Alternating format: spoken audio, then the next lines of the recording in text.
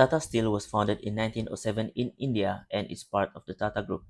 It based in Mumbai and makes steel products like sheets, wires, and tubes. The company expanded globally by buying Corus, the UK Dutch, in 2007. It aims to be carbon neutral by 2045. In 2024, its plant in the Netherlands released pollution up to 20 times above legal limits. The company was accused of faking data to get approval and look eco-friendly. It now faces over 27 million euros in fines. Tata Steel is working to fix its system. ABB was formed in 1988 from a merger between companies in Sweden and Switzerland. It's based in Zurich and works in over 100 countries. ABB makes robots and tech for power and automation. It plans to be carbon neutral by 2030 and sold its power grids business in 2020 to focus on automation. The CEO in 2025 is Bjorn Rosengren. The company faced some bribery and payment issues in other countries. This led to fines but didn't seriously harm its global image. ABB has since improved its rules and controls.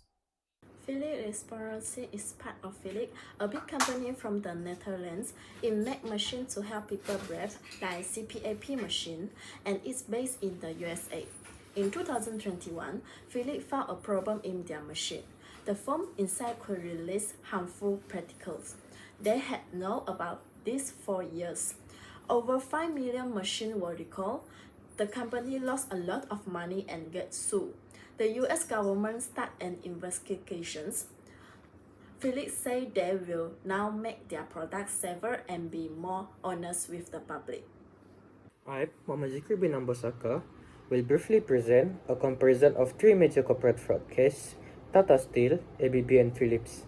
Despite being in different industry, they share several key similarities.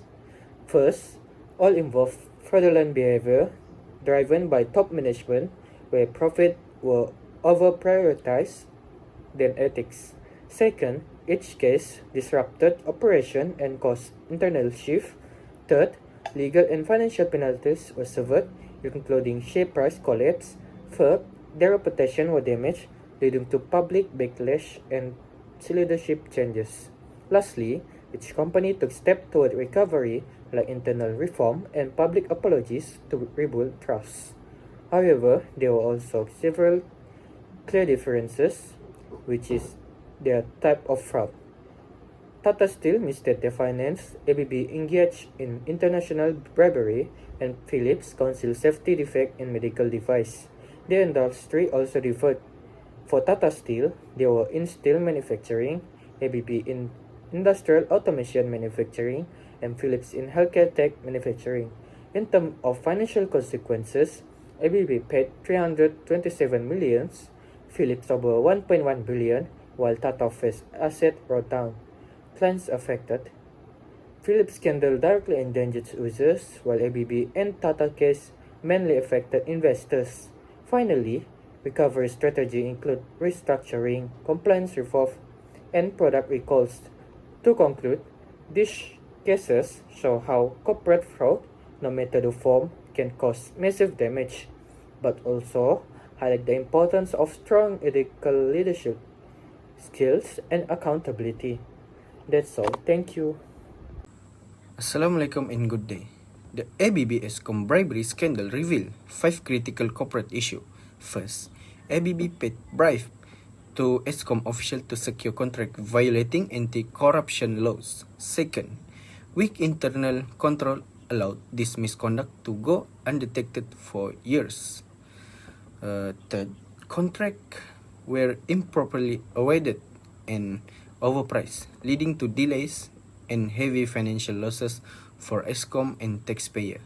Fourth, there was a lack of accountability as key individuals within ABB and ESCOM operated without oversight, enabling corruption to flourish. Finally, ABB faced legal and financial penalties, including over 315 million in global fines and a guilty plea in South Africa.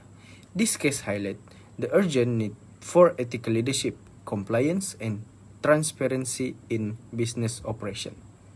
Thank you.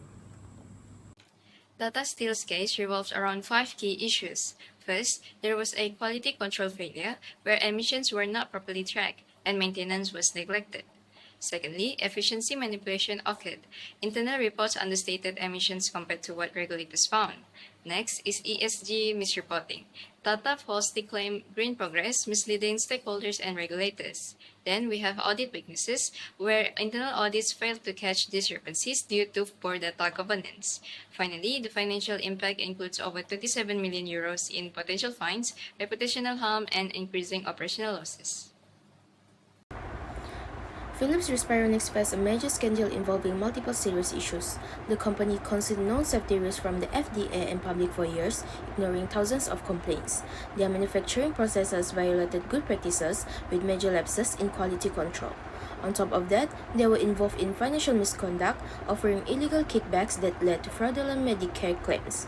Despite knowing the dangers, Philips delayed recalling the faulty devices until June 2021, impacting millions. Even some replacement devices were unsafe, which linked to overheating and toxic emissions. In this research, I analyzed 5 major issues using management accounting tools. First, ABB's 37 million burglary could have been prevented using enterprise risk management, which flags high-risk contracts using red flags and approval checks. It helps detect unethical deals before they happen. Second, Tata Steel's emission fraud is addressed with a sustainable balance scorecard, linking carbon dioxide targets to real data. This prevents greenwashing by exposing false ESG reporting. Third, Philips products recall is solved with total quality management, which catch defects early through safety checks and quality cost tracking. It builds a culture focused on prevention, not reaction.